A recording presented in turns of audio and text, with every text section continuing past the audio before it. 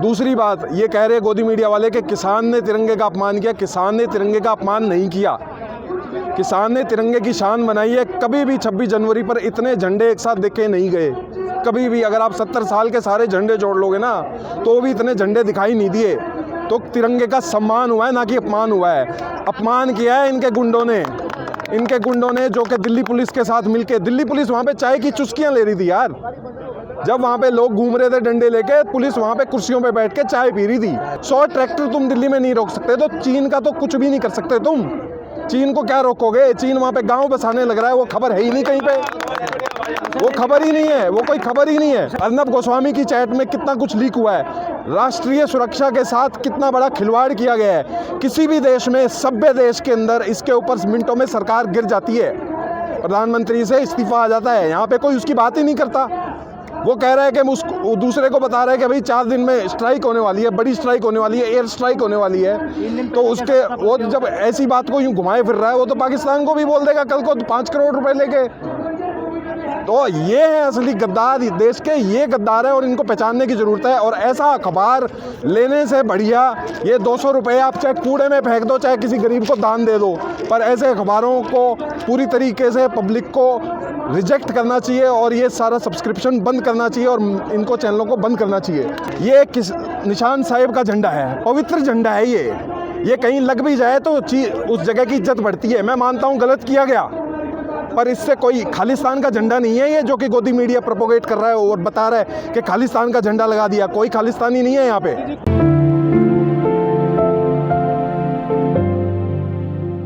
कल जो हुआ है, जितना किसी चीज़ को दबाओगे उतना वो चीज़ ऊपर आएगी। लोगों ने दबाया, यहाँ पे बहुत ही कम लोग रह गए थे, तो बीजेपी के गुंडों की हिम्मत हो गई यहाँ पे आके तोड़फोड़ करने की या इनको भड़काने की। पुलिस को बहाना मिल गया कि कुछ एक्शन करने का। पुलिस अपना यहाँ पे बल प्रयोग कर रही है। सिर्फ बल प्रयोग, कोई लाठी मारना नहीं होता। पुलिस का यहाँ पे घूमना, बड़ी संख्या में इतने से कम किसानों के बीच में एक मैसेज था, उनको डराने का प्रयास था कि वो यहाँ से चले जाएँ। आपको मैं एक चीज़ स्पेशल दिखाने के लिए जो कह रहा था वो है यह पंजाब केसरी उत्तर भारत में सबसे ज़्यादा पढ़ा जाने वाले अखबारों में से एक है। इसकी ऊपर की हेडलाइन देखो आप, ठीक है। गणतंत्र दिवस पे भारत ने अपनी ताकत दिखाई, बहुत बढ़िया बात है जी। इसके फ्रंट पेज के नीचे वाले हिस्से में अगर आप देखोगे, आप जूम करोगे, इसके ऊपर ध्यान दोगे तो ये फ़ोटो आप ध्यान से देखो। क्या ये फ़ोटो असलियत है? इस फोटो में ऐसा लग रहा है, इस एंगल से ली गई है फ़ोटो जिसमें ऐसे लगे कि तिरंगे को नीचे किया जा रहा है, निशान साहिब को ऊपर किया जा रहा है। ये है इस देश की प्रिंट और गोदी मीडिया की सच्चाई। ये लोगों को भटकाने का प्रयास इस तरीके से करते हैं, ठीक है। ये कोई भी अनपढ़ बंदा भी अखबार अगर उठाएगा या कोई पढ़ा लिखा भी उठाएगा तो उसको ये लगेगा कि भाई किसानों ने कोई अपमान करने वाली बात की है। यहाँ से कितनी दूर है लाल किला? 26 जनवरी पे सारे टैंक तोप सारा कुछ हमारे पास है। अगर 100 ट्रैक्टर आज के अखबार में टाइम्स ऑफ इंडिया में दिया गया कि 100 ट्रैक्टर गलत निकले, 100 ट्रैक्टर गलत निकले तो 100 ट्रैक्टर को रोकने के लिए कितने लोग चाहिए? अगर यहाँ से हर रेड लाइट पे भी 2-2 को रोकते तो आराम से रुक जाते वो, पर उनको रास्ता दिया गया क्योंकि ये प्लान के तहत था। दीप संधू वो बोलता है सनी देओल के इससे मेरा लेना देना नहीं है।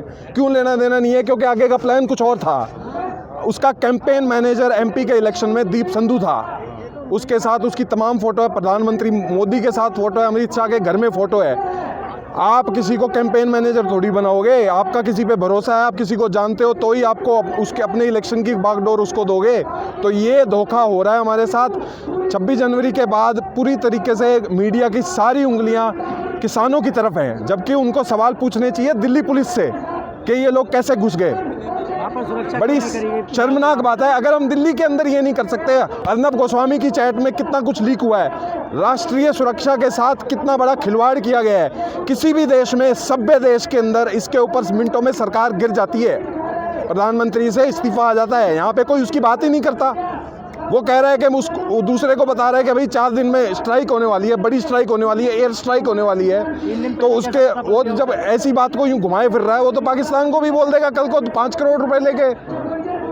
तो ये है असली गद्दार देश के, ये गद्दार है और इनको पहचानने की ज़रूरत है। और ऐसा अखबार लेने से बढ़िया ये 200 रुपये आप चाहे कूड़े में फेंक दो, चाहे किसी गरीब को दान दे दो, पर ऐसे अखबारों को पूरी तरीके से पब्लिक को रिजेक्ट करना चाहिए और ये सारा सब्सक्रिप्शन बंद करना चाहिए और इनको चैनलों को बंद करना चाहिए। उनका दिमाग ख़राब है सर।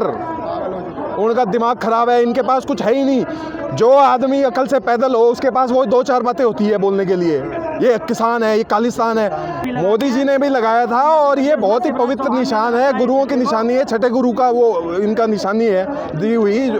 यूपी सरकार ने मौका ढूंढा, ठीक है, एक बिल्कुल ही घटिया स्तर का आदमी ही सोच सकता है कि बिजली पानी काट दी जाए।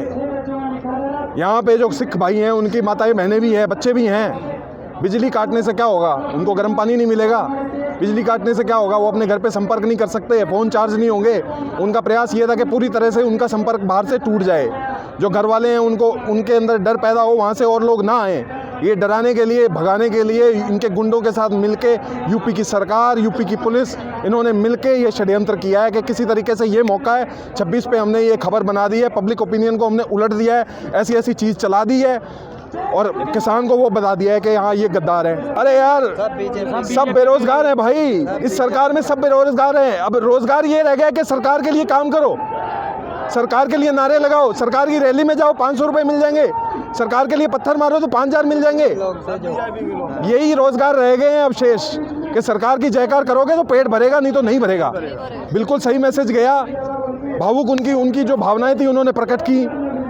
क्यों नहीं, उनके आंसू क्यों नहीं निकलेंगे जब अगर प्रशासन बच्चों, महिलाओं पे इस तरीके से कार्रवाई करेगा, उनका पानी बंद कर देगा, उनकी बिजली बंद कर देगा, सारा फ़ोन का इंटरनेट बंद कर देगा और किसान यहाँ से जाने लग जाएगा और मीडिया यूँ दिखाने लग जाएगा कि अभी जा रहा है और सब कुछ हो गया है। मीडिया किस बात की ताली मार रहा था? मीडिया ताली मार रहा था कि पापा जीत गए, कि हम जीत गए।